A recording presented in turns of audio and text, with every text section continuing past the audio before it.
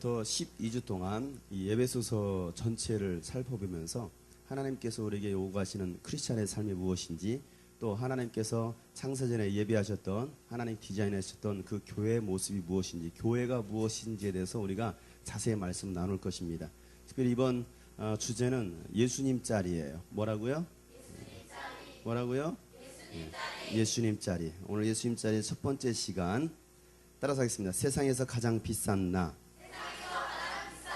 세상에서 가장 비싼 나. 네, 그런 주제 내용 가지고서 오늘부터 말씀 나눌 거예요. 여러분, 다이아몬드나 진주 같은 귀한 보석이 만약에 여러분 집에 있다고 한다면 여러분 어떻게 하겠습니까? 팔아요? 팔아? 참, 확실히 상상을 초월해. 예. 아니, 여러분 손에 지금 다이아가 막 박힌 시계를 가지고 있다고 생각해 보세요. 여러분 어떻게 하겠습니까? 자랑하겠어요? 아니면 아무 데나 풀어놓고 다닐 사람 있어요? 없죠. 귀한 것은 여러분 귀한 것인 줄 압니다. 그래서 여러분 귀한 것은요 귀하게 사용합니다. 귀하게 다룰 줄 알아요. 추상 표현주의 화가인 잭스 폴록이라는 사람이 있어요. 잭스 폴록이라는 사람인데 이 사람이 1948이라는 작품명을 가지고서 그림을 그렸는데 그 가격이 그림이 얼마에 팔렸느냐면 1억 4천만 달러. 우리나라 돈으로 1313억 원에 팔렸습니다. 그림 한 장에 1300억이 넘는 돈에 팔렸어요. 엄청난 그림이에요. 여러분 피카소가 그렸던 그림이요 1000억에 팔렸습니다. 1000억이 넘는 돈에 팔렸어. 여러분 피카소의 그림 보면은 여러분 영감이 떠오릅니까? 막 그걸 보면서 감동이 막 철철 흘러넘칩니까? 이거 뭐야 이거 도대체 무슨 그림이야? 여러분 도저히 이해할 수 없어요. 이해할 수 없는 그림에도 불구하고 1000억이 넘는 돈에 팔렸다라는 사실이에요. 여러분 만약에 집에 여러분 피카소가 그린 그림이 여러분 집에 붙어 있다고 생각해 보세요. 어떻게 하겠습니까? 세 콤, 네 콤, 다섯 콤 다 달아놓고서 또 세 파트, 개 파트 다 키우고 막 그럴 거 아니에요? 왜? 도둑 맞을까봐. 함부로 집 문 열어놓고 다니겠습니까? 아니죠. 보안 장치를 철저히 해놓을 거예요. 조금만 오면도 삐삐삐 소리 나고 주인도 감히 손대지 못할 정도로. 그 정도로. 왜? 귀한 것이니까. 혹시 여러분 지금 가지고 있는 것 중에 가장 귀한 감은 뭐 있으면 꺼내보세요. 한 1000만 원짜리 가지고 있으면 꺼내보세요. 1000만 원짜리 있어요? 없어요? 없어요? 혹시 MP3가 1000만 원짜리인 사람, 다이아가 박혀 있다, 뭐 이런 거 있어요? 없죠? 예. 세상에서 가장 비싼 차가 뭐냐면 프랑스에서 만든 부가티 베이론이라는 차가 있어요. 혹시 알아요? 모르죠? 안 봤죠? 근데 이 차가 얼마냐면 이 차가 기본적으로 출고돼서 판매되는 가격이 15억 원입니다. 근데 이 차는 많은 차를 차량을 굉장히 많이 만들어서 판매하는 것이 아니기 때문에 얼마 없어요. 근데 기본 나올 때 출고될 때 판매 가격이 15억인데 이걸 경매가로 붙이면 30억에 팔립니다. 그런데 그 차가 제일 처음 나왔던 첫 번째 차가 경매로 얼마에 팔렸느냐면 206억 원에 팔렸습니다. 차 한 대 206억 원. 206원이 아니라 200억이 넘는 비싼 가격에 차가 팔렸습니다. 엄청나게 비싼 차죠. 여러분 만약 그런 차를 여러분 타고 다닌다고 생각해 보세요. 그 차를 누가 타고 다니면 탐 크루즈가 타고 다닙니다. 아십니까? 저랑 닮은 사람이죠? 예. 탐 크루즈가 이걸 타고 다니는데 여러분 생각해 보세요. 그 차를 갖다가 여기 옆에 또 농협 주차장이나 주차하겠습니까? 아니면 길거리에다 주차하겠습니까? 그렇게 할 수 없어요. 왜? 누가 쫙 긁고 갈지 모르니까. 여러분 얼마나 귀한 차인지 몰라요. 귀한 차는요 귀한 차 값을 합니다. 자, 왜 이런 말들을 하느냐면 사람도 어떤 물건을 살 때 그 물건에 해당하는 돈 값을 지불하고 사는 거예요. 그리고 그만한 가치를 합니다. 그만한 가치를 내요. 카메라 한 대를 샀을 때 지금 저 카메라가 300만 원에 구입을 한 거예요. 겉보기는 재료도 비싼 거예요. 300만 원에 샀습니다. 그것도 중고로. 중고로 300만 원 샀다고 한다면 300만 원짜리란 말이야. 그 가치를 아는 사람은요 함부로 다루지 않을 거예요. 근데 그 가치를 모르는 사람이 뭐야? 발로 pompo 차고 다녀. 막 굴러다녀. 왜? 가치를 모르니까. 여러분 이 시간이 가치를 발견할 수 있는 시간 되길 바랍니다. 어떤 가치를 발견하냐면 내가 누구이냐. 내가 누구인가에 대한 가치를 발견하면요 그때부터 사람은요 달라지게 돼 있어요. 옆에 사람 보고 물어볼까요? 너의 가치는 얼마 정도 되니? 물어보세요. 어느 정도 되는 가치라고 말합니까? 요즘은 어린아이를 유괴해서 돈을 요구하는 사람들이 많아요. 아주 심각한 사회 병인데 어린아이들을 유괴해서 뭐 1,000만 원을 달라, 3,000만 원을 달라, 1억을 달라 그 아이의 값을 부르고서 돈을 요구합니다. 근데 그거와 비교할 수 없는 것인데 여러분 사람도요 다 가치가 있어요. 어떤 사람은요 정말 고가의 가치가 있는 사람이 있는가 하면 어떤 사람은요 정말 별 볼 일 없는 쓰레기 같은 존재가 있어요. 여러분들은 어떤 존재냐는 거예요. 나라는 가치는 과연 어떤 가치의 사람이냐는 거예요. 많은 사람들이 자기가 어떤 사람인지를 모르고 있습니다. 자기가 얼마나 귀한 존재인지를 모르고 있어요. 여러분 적어도 우리 예수 믿는 사람들 또 예수를 믿기로 작정하고 이 자리에 나온 여러분들 여러분이 어떠한 사람인지를 알아야 여러분이 그 사람의 가치다운 삶을 살아갈 수가 있는 거예요. 무슨 말이 가십니까? 귀한 것은요 귀한 것으로 여길 줄 안다고 그랬어요. 귀하지 않은 것은요 함부로 하는 거예요. 내가 귀한 존재라는 걸 알면 여러분 귀하게 살 거예요.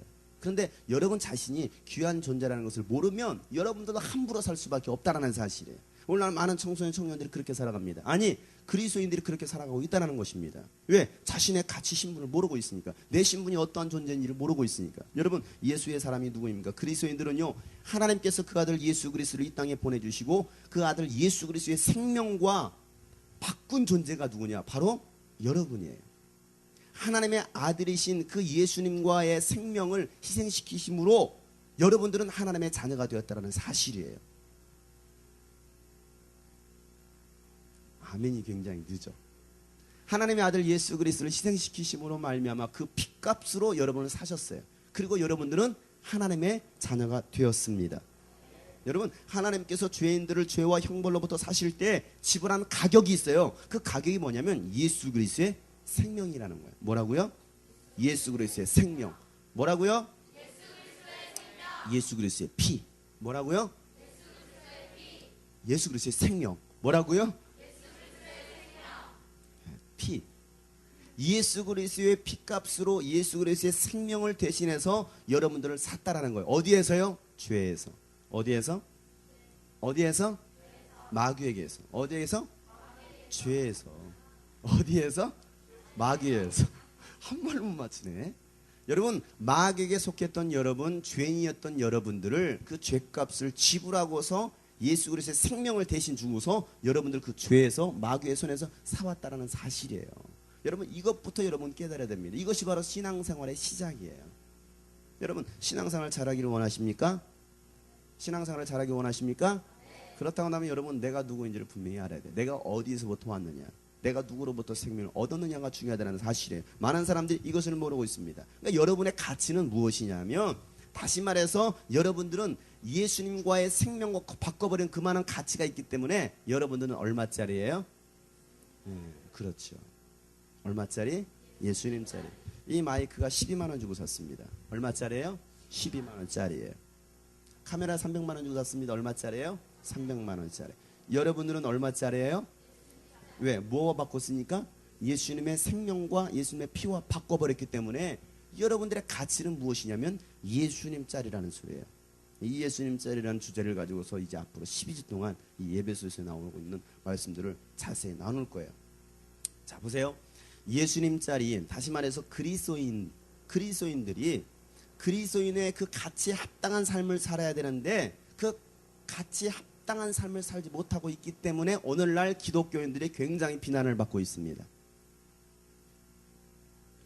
정말 예수의 사람답게 예수님의 사람처럼 하나님의 자녀처럼 살아가야 되는데 그 고귀한 가치를 상실해버렸다는 이거예요. 나의 가치를 상실해버렸어요. 가치를 상실해버리니까 사람들이 그들을 인정하지 않는 거예요. 그리스도인들을 인정하지 않아요. 교회를 인정하지 않아요. 왜? 그 교회가 가치를 상실해버렸으니까. 예수의 사람들이 가치를 상실해버렸으니까. 그러니까 성경에서 뭐라 말합니까? 예배서 5장 8절 말씀에 보면 너희가 전에는 어두움이더니 이제는 주 안에서 빛이라 빛의 자녀들처럼 행하라 말씀하고 계십니다. 자, 예배서 5장 8절 다 같이 크게 시작.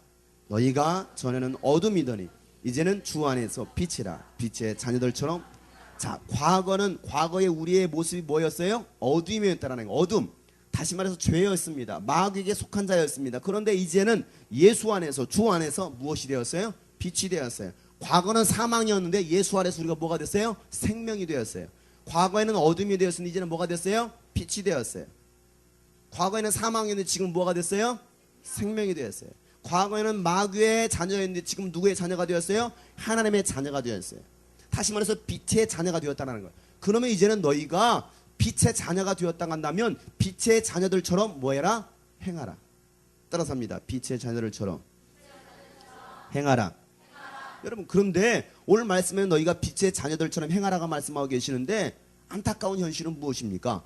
예수님 자리들이 예수님처럼 예수님과 같이 고귀한 삶을 살지 못하는 모습들을 너무나 자주 보게 되는 사실이에요. 그러니까 예수 안에서, 그리스도 안에서 예수님 자리가 된 그리스도인들은 반드시 자신의 엄청난 가치를 발견하고 그 가치에 합당한 삶을 살아야 예수님이 영광이 되는 것이고 교회가 영광이 되는 거예요. 빛이 되는 거예요.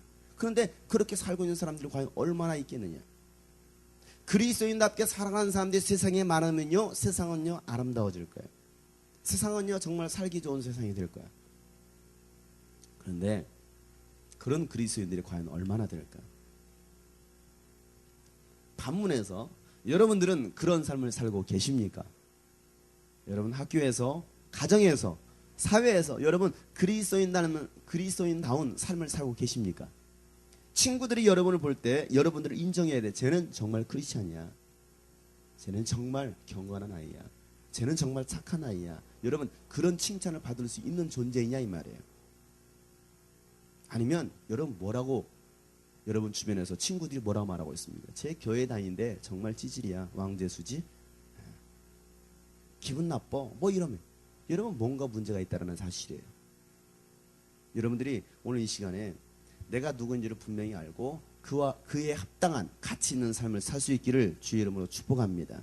여러분 이 세상에서 가장 비싼 것이 무엇입니까? 바로 하나님의 아들 예수 그리스도의 생명을 소유한 바로 저와 여러분이 가장 귀한 존재라는 사실을 알아야 돼요. 왜? 예수가 누구이기에? 하나님의 아들이기에. 그러니까 여러분 하나님의 아들 예수 그리스도를 구주와 주님으로 모신 크리스천, 그 크리스천들이 모인 그 예수 그리스도의 몸된 교회, 그 교회가 가장 고귀하고 아름다운 가치 있는 존재라는 사실이에요. 여러분 보통 비싼 게 아니죠. 엄청나게, 아니 돈과 바꿀 수 없는 그런 존재. 그런 존재가 누구냐? 바로 여러분이고 또 여러분들이 섬기고 있는 교회라는 사실이에요. 자, 요한계시록을 한번 펴볼까요? 요한계시록 제일 뒤에 있죠. 요한계시록 5장 9절. 일찍 죽임을 당하사 각 족속과 백성과 백성과 나라 가운데서 사람들을 피로 사서 하나님께 드리시고. 자, 여기 보니까 사람들을 무엇으로 샀다? 피로 샀다. 무엇으로 샀다? 피로 샀다. 어떤 피? 예수님의 피. 하나님의 아들이신 예수님의 피로 산 사람들이 누구예요? 여러분이에요. 누구라고요? 하나님의 사람들. 사도행전 20장 28절 말씀. 거기에도 그렇게 말씀하고 계십니다. 사도행전 20장 28절 다 같이 시작. 성령이 저희들 가운데 너희로 감독자를 삼고 하나님이 자기 피로 사신 교회를 지게 하시. 자, 교회는 누구의 피로 샀어요? 하나님의 피로. 자, 교회는 누구의 피로? 하나님의 피. 여러분은 누구의 피로? 누구의 피로? 하나님의 피. 여러분 누구의 피로 샀어요? 예수님의 피로 샀어요. 교회 누구의 피로 샀어요? 예수님의 피로 샀어. 그러면은 하나님의 최대 관심은 뭐겠습니까? 누구예요? 그리스도인들. 또 누구예요? 교회라는 사실이에요. 여러분 하나님께서 피값을 주고 사신, 다시 말해 예수님의 목숨값이란 말이에요. 예수님의 목숨값 바꿔버린 그것이 무엇이냐? 바로 저와 여러분이라는 사실이에요.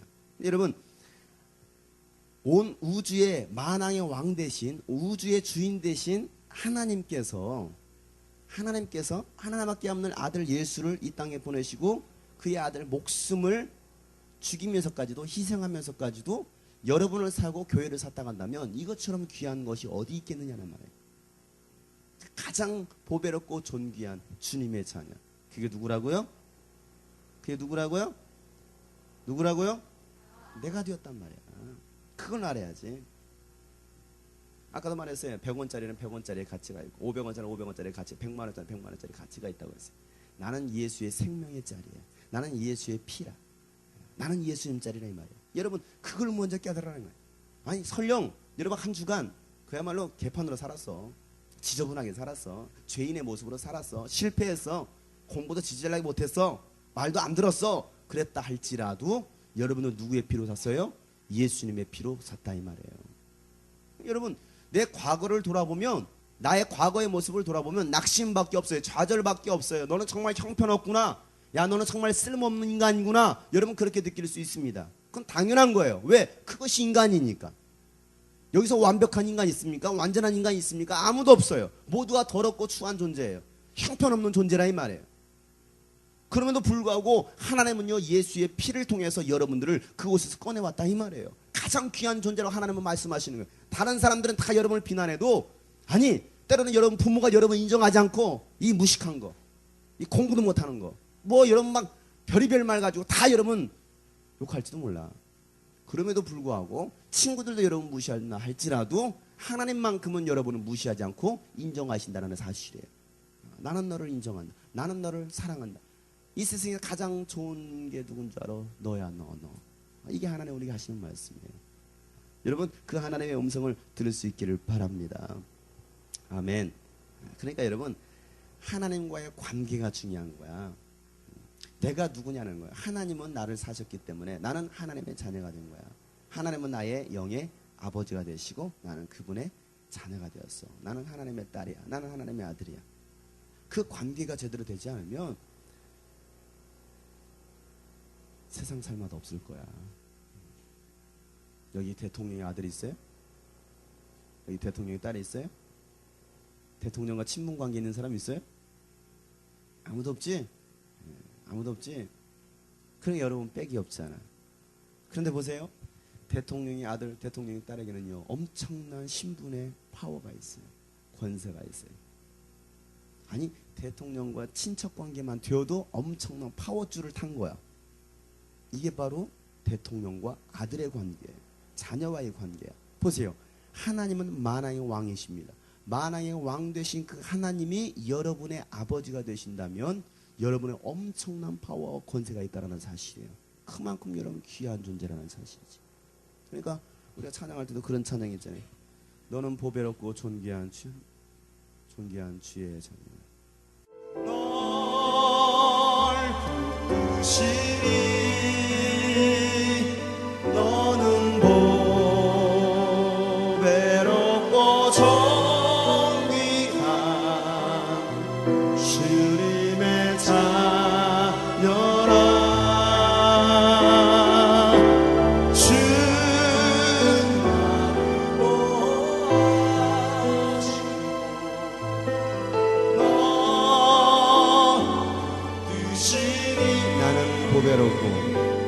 나는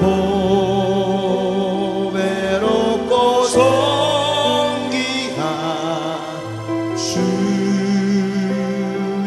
자녀라. 하나님 우리에게 하신 말씀이 그거야. 너는 보배롭고 세상에 가장 보배롭고 존귀한 주님의 자녀다. 자, 그러면 내가 하나님을 선택했어요? 하나님이 나를 선택했어요? 하나님이 나를 먼저 선택했다는 사실. 내가 하나님을 선택한 것이 아니에요. 하나님이 먼저 여러분에게 찾아오셨고 하나님이 여러분을 먼저 선택하신 거야. 죄인인 나를 하나님께서 먼저 선택하셨다는 사실이에요. 우리는 생각하기를 내가 하나님을 선택했어 이렇게 생각하는 사람이 있어요. 아니에요. 여러분 우리가 하나님을 선택한 것이 아니라 하나님께서 먼저 나를 찾아와 주셨고 하나님이 나를 먼저 선택해 주셨고 하나님이 먼저 나를 사랑하셨다는 사실이에요.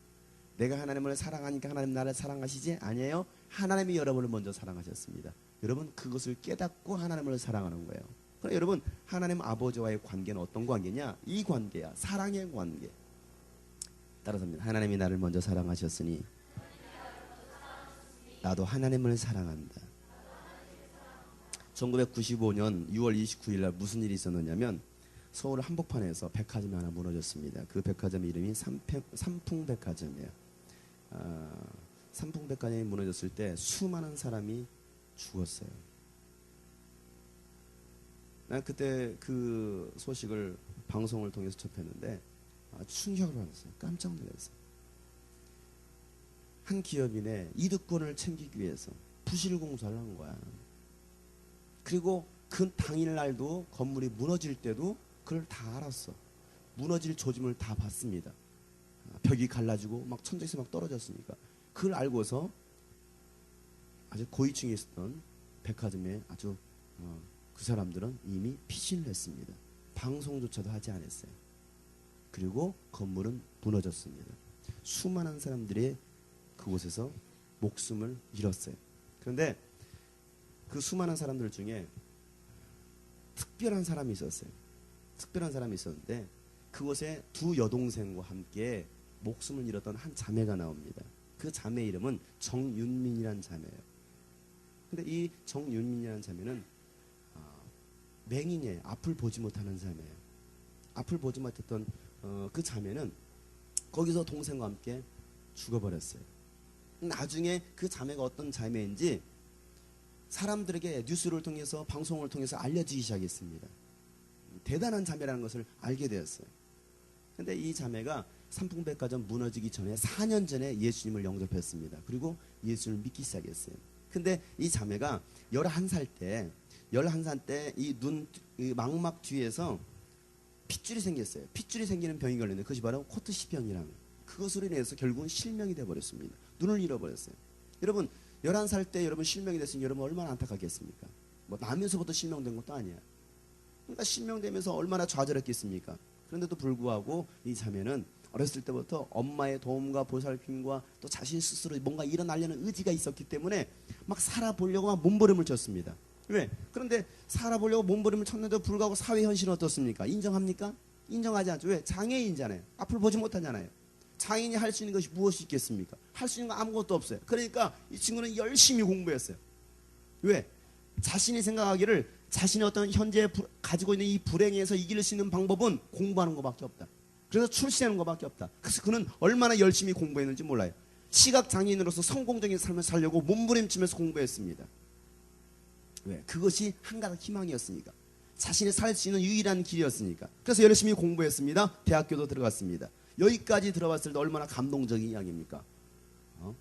앞을 보지 못한 사람이 대학교에 들어갔다라는 사실. 대단한 거 아니에요? 여러분들도 공부 안 하잖아. 눈 뜨고서도 공부 안 하는데. 근데 이 자매는 앞을 보지 못하는데도 정말 열심히 점자책을 가지고 공부를 했어요. 여러분 공부하기 쉽습니까, 여러분? 공부가 제대로 됩니까? 그럼에도 불구하고 그렇게 공부를 하고서 대학교를 들어갔는데 거기에서 멈추지 않고 1991년도에 정상인도 쉽지 않다는 미국 유학길로 갑니다. 그것도 어느 대학을 선택하느냐면 미국에서 아주 유명한 명문대학이라는 버클리 대학교를 선택해요. 버클리 대학교를 졸업하고서 버클리 대학교 대학원을 들어갑니다. 대학원을 들어가서 석사과정을 합니다. 그리고 석사과정을 하면서도 다른 사람들보다도 그 미국인들보다 더 좋은 성적을 거둡니다. 만점을 받아요. 만점을. 대단하잖아요. 얼마나 멋집니까? 그리고 그렇게 힘들고 어려운 환경 속에서도 열심히 공부를 했는데 그 마음속에 뭐가 있었느냐면 행복한 마음이 없었어요. 불행의 상상, 마음 가운데 불행해. 왜? 그걸로 자신의 어떤 행복을 만족을 줄 수 없다는 걸 알게 되었어요. 그것이 사회라는 걸 알았어요.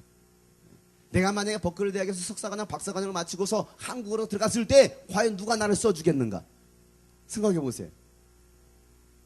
우리나라가 얼마나 써주겠습니까? 써줄 수 없는 그런 환경, 모순된 사회 현실을 바라보면서 절망 가운데서 그는 낙심했습니다. 좌절을 했습니다. 그때 그 대학교에서 같이 박사과정을 했던 그 친구가 있었는데 그 친구가 그에게 예수님을 소개합니다. 예수님을 만나면 네 인생에 행복이 찾아올 거야. 네가 지금 이렇게 좌절을 겪고 있지만 네 삶에 가장 행복을 줄 수 있는 분은 바로 하나님이야. 그 하나님을 만나봐. 그러면서 그에게 예수님을 소개했어요. 그리고 그가 예수님을 알게 됐어요. 예수님을 만나게 됐어요. 예수님을 만나고 나니까 자신이 어떠한 존재인지를 알게 되었어요. 내가 얼마나 귀한 존재인지 하나님 나를 얼마나 사랑하시는지 알았어요. 그러니까 너무 좋은 거야. 너무나 행복한 거야. 과거에 느끼지 못했던 행복감을 느꼈습니다. 누구를 통해서요? 예수님을 만나면서. 예수님이 자신의 삶에 찾아오면서 자신이 얼마나 귀한 존재고 행복한지를 알았어요. 그리고 그때부터는 예수님이 좋은 거야.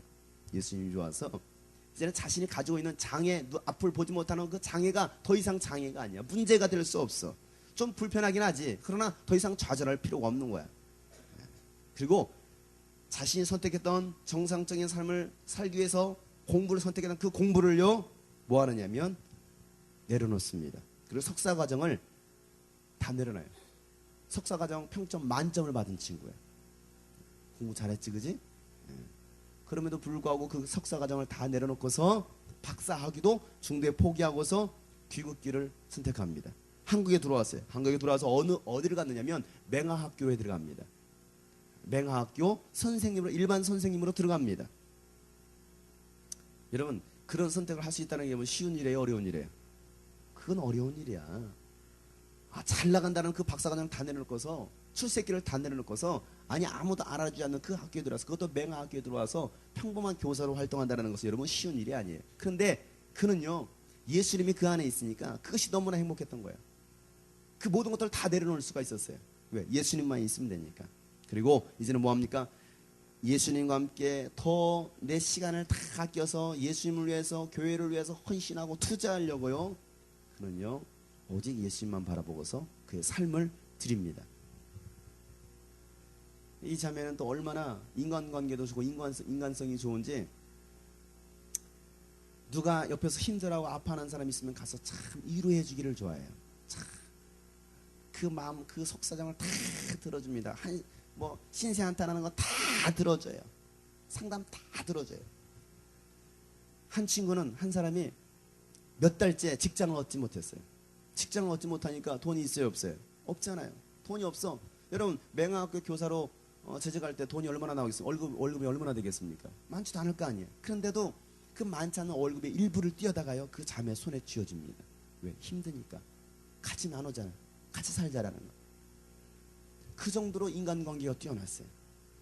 그런데 그렇게 예수님과 함께 자신의 삶을 드렸던 그 자매가 그 삼풍백화점이 무너지기 그 전날 밤에 수요예배를 마치고 기도 모임에 참석합니다. 기도 모임에 참석하면서 이 자매가 그 수요 기도 모임에서 이런 찬양을 같이 부르자고 말합니다. 나의 사랑, 나의 생명, 나의 예수님. 이런 찬양이 있어요. 나의 사랑, 나의 생명, 나의 예수님. 이런 찬양이 있어요. 한번 불러볼까요? 나의 사랑, 나의 생명, 나의 예수님,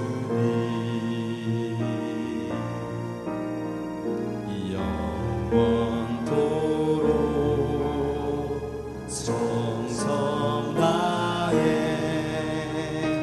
사랑합니다.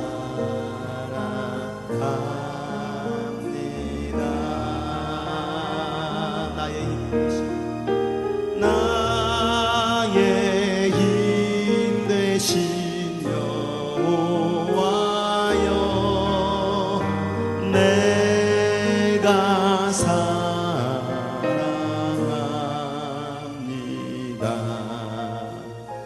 영원토록 성성 나의 사랑합니다.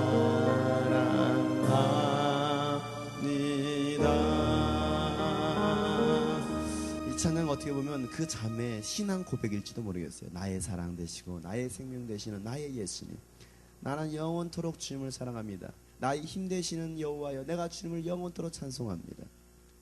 그 찬양의 고백을 합니다. 그리고 그 다음날 삼풍백화점에 갔다가 무너지면서 매몰되어서 죽었어요.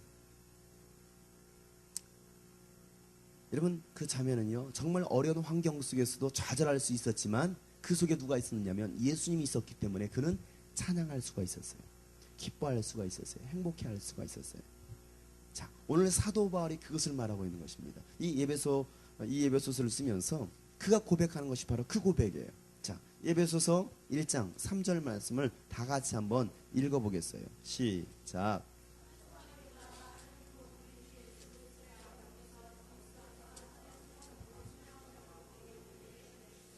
자, 사도 바울이 첫 번째 하는 고백이 무엇입니까? 찬송하리로다. 여기 1절부터 2절 말씀은 뭐냐면, 나는 하나님의 뜻으로 사도가 되었다. 그러면서 교회와 성도들을 예수님의 이름으로 축복합니다. 축복, 문안 인사를. 문안 인사하고 나서, 이게 1절과 2절은 문안 인사야. 문안 인사를 마치고 나자마자 첫 번째 했던 고백이 뭐였어요? 찬송하리로다. 뭐라고요? 찬송하리로다. 자, 사도 바울이 이와 같이 내가 찬송합니다, 내가 찬양을 합니다라고 말할 수 있었던 것은 뭐냐면 뭔가 막 가슴에 벅차오르는 뭔가가 있었어. 막 흥분되어 있었던 거야. 막 하고 싶은 거야. 막 하고 싶은 거야. 여러분도 혹시 뭔가에 감격하고 흥분할 일 있으면 어떻습니까? 나도 모르게 막 노래가 나와.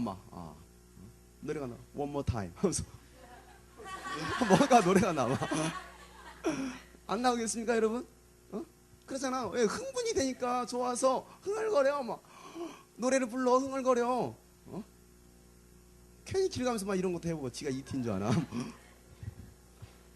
왜? 뭔가 막 흥분하게 가슴 벅차니까. 여러분 그런 경우 안 해봤어요? 경험해봤죠? 안 해봤어? 막 춤도 추고 막 노래가 막 저절로 나와. 자, 그 상황이 바로 뭐냐면 사도 바울 같았던 거예요. 사도 바울이 이 예배소서를 쓰면서 성도들에게, 교회들이 하고 싶은 말이 있었습니다. 하고 싶은 말이 있었는데 막 뭔가 가슴 벅차 올라가지고 한다는 소리가, 첫 번째 했던 소리가 뭐냐면 찬송하려다. 찬양합니다 이거야. 찬양합니다. 근데 이 사도 바울이 찬양합니다라고 말하기 전에 사도 바울이 어떤 사람이었던 걸 우리 한번 좀 생각해 볼 필요가 있었습니다. 여러분, 사도 바울은요, 그가 예수를 만나기 전에 어떤 사람이었습니까? 예수 믿는 사람들을 굉장히 비난하고 핍박하고 죽이려고 했던 그 마음, 악한 마음이 있었던 사람이에요. 특별히 그가 사도 바울이 예수를 만나기 전에 어떤 장면이 나오냐면 한 사람이 나와서 막 찬양을 하는 거야. 막 설교를 하는 거야. 그런데 수많은 화난 군중들이 그를 향해서 막 조롱하고 막 핍박을 합니다. 그리고 막 돌을 던져대는 거야. 그 청년이 누구냐면 스데반이라는 청년이었어요. 스데반이라는 청년이 돌에 맞으면서도 막 찬양하는 거야. 돌에 맞으면서도 하나님께 기도하는 거야. 그 장면을 목격했습니다. 누가요? 바울이. 그래서 저건 도대체 어떤 놈이냐? 대단히 미친 놈이다. 이거 엄청나게 미친 놈이다. 미치지 않고서 어떻게 저렇게 할 수가 있을까? 돌에 맞으면서 어떻게 할 수 있을까? 엄청난 충격을 받았어요. 그리고 자기 마음속에 뭔가 막 끓어오는 울분이 있었어. 그리고 저런 것들을 다 잡아 죽여야겠다. 그리고 다메섹을 향해서 갑니다. 예수 믿는 사람들을 죽이려고 공식적으로 공문을 받으러 가는 길에 그가 누구를 만났냐면 예수를 만나요. 예수를 만나고 나서 그의 삶이 완전히 변화받습니다. 인생이 완전히 달라졌어요. 전에는 예수를 핍박하고 회방했던 자였습니다. 예수를 향해서 조롱했던 자였습니다. 자, 빌립보서 3장을 보세요. 빌립보서 3장. 예배소 그 다음에 있는 장이 빌립보서예요. 몇 장만 넘겨보면 있어요. 빌립보서 3장 4절부터 9절 말씀. 다 같이 시작.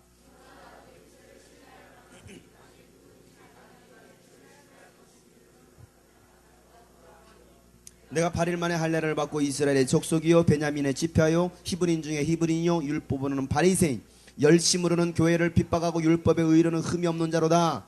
그러나 내가 무엇이든 내가 유익하던 것을 내가 그리스도를 위하여 다 해로 여길 뿐더러 또한 모든 것을 해로 여김은 내 주 예수 그리스도를 아는 지식이 가장 고상함을 인함이라. 내가 그를 위하여 모든 것을 잃어버리고 배설물로 여김은 그리스도를 얻고 그 안에서 발견되려 함이니 내가 가진 의의는 율법에서 난 것이 아니요 오직 그리스도를 믿음으로 말미암은 것이니 곧 믿음으로 하나님께서 난 의라. 자, 자신을 소개하기를 내가 이와 같은 사람이었다. 세상에서 완벽한 사람이었다. 근데 그가 예수를 만나고 나서는 뭐합니까? 과거는 열심으로 교회를 핍박하고 예수 믿던 사람들을 핍박했던 나였는데 이제는 내가 예수를 만남으로 말미암아 내가 유익하다고 생각했던 모든 명예와 권력과 권세, 아니 학식, 이 모든 것들을 다 배설물로 여긴다. 이렇게 말하고 있어요. 그리고 내가 누구를 알기로 작정했다? 예수 그리스도를 아는 것. 그것이 가장 고상한 것이래.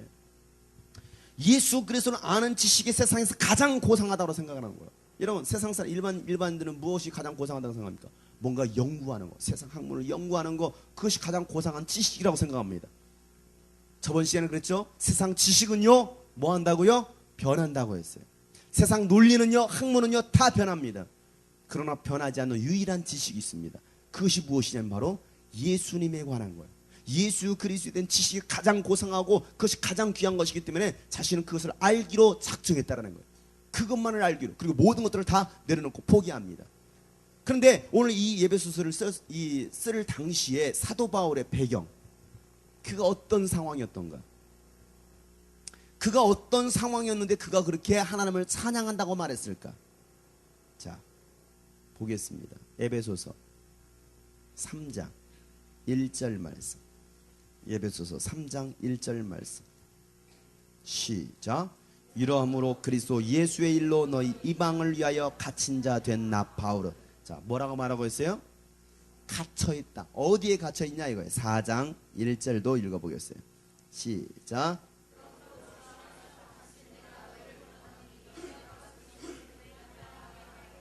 주 안에서 갇힌 내가 너희를 권하느니.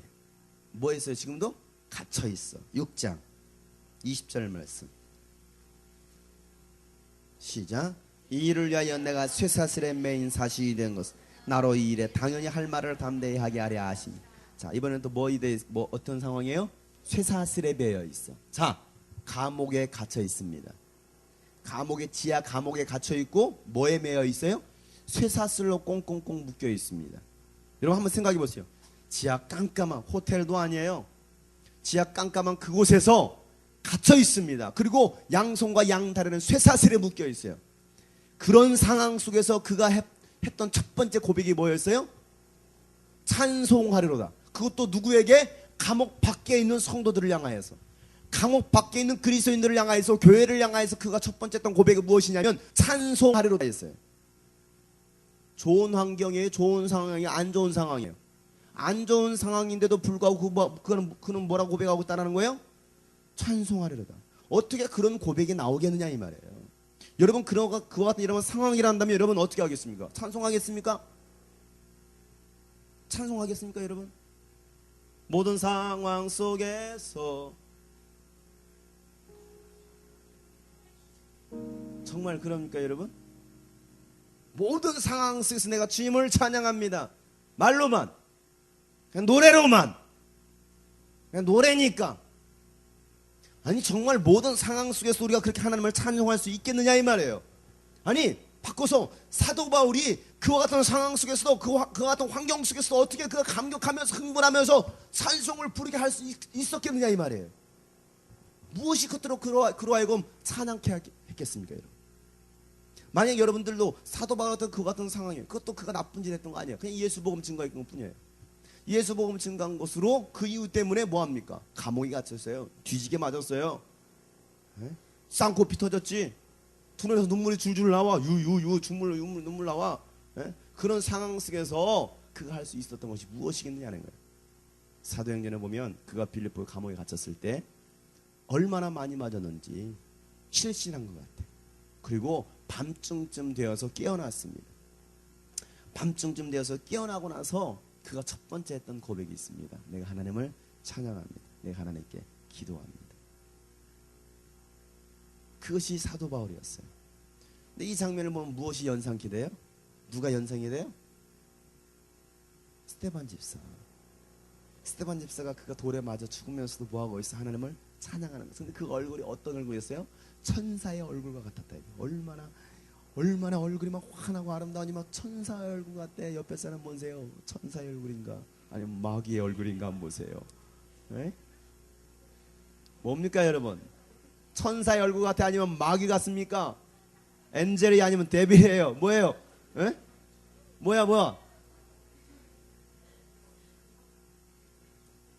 아니 돌에 맞아 죽으면서도 천사의 얼굴 같은 그런 표정을 본 것이 충격이었을 거야 사도 바울은. 그런데 다시 누가 그 장면을 연출하고 있어요? 사도 바울. 사도 바울이 돌에 맞고 감옥에 갇혀 쇠사슬에 묶인 상태에서 탁 깨어서 뭐 눈을 이렇게 팅팅 부었을지도 몰라. 이빨도 나가고 피는 잘잘 흐르고 이 상태에서 막 천사의 얼굴로 찬양하는데 그 감옥에 있던 모든 사람들이 그의 찬송을 다 들었다라고 말하고 있습니다. 그의 기도를 들었다라 말하고 있습니다. 작게 하진 않았다는 거, 크게 했다라는 거야. 그 상황에서 막 쓰라린데 바람도 제대로 안 나올 텐데 모든 상황 속에서 주를 찬양합니다. 그럴 수 있겠어요, 여러분? 한번 불러봐. 여러분 그런 상황 아니면 좀 실제로 경험이 되도록 옆에서 주먹 한번 쳐보세요.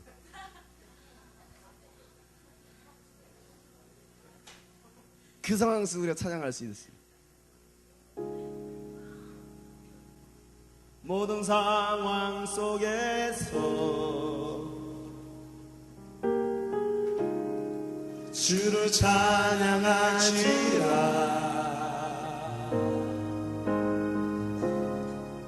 주는 너의 큰 상급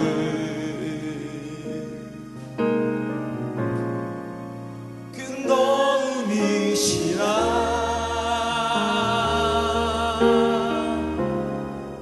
주의 얼굴 구할 때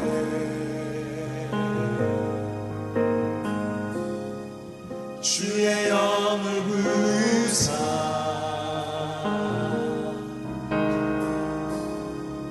크신 사랑 안에서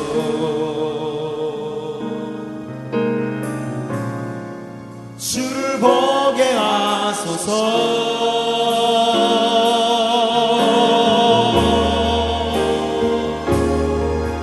내 영혼이 완성되고 완성되어 싸우니 힘에 흔들어 주를 바라봅니다.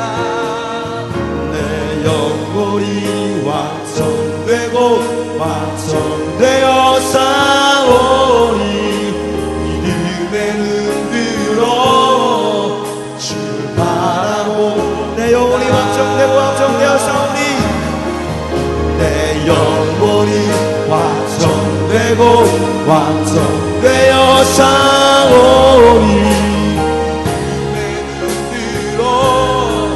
주를 바라봅니다. 내 영혼이 완성되고 완성되어 싸우니 믿음에 흔들어 주를 바라봅니다.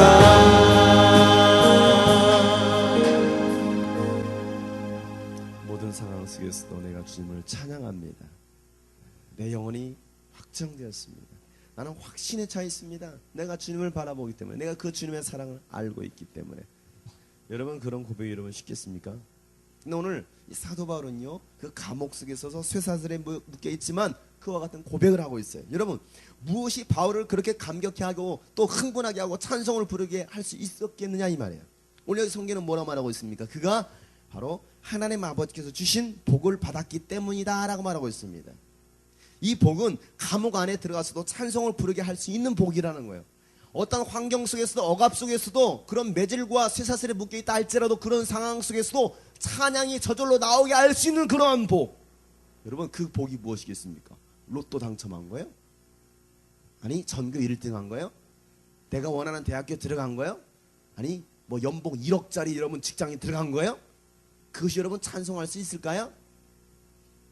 근데 우리는요, 그런 가치관을 가지고 살아가는 거예요. 그런 세상적인 가치관을 가지고 살아가고 있어요. 여러분, 환경과 전혀 상관없이 신나고 즐겁게 하나님을 찬송할 수 있는 그러한 복, 그러한 복이 무엇이냐? 하나님께로부터 오는 복이라는 거예요. 다시 말해서 하늘로부터 내려오는 그러한 복.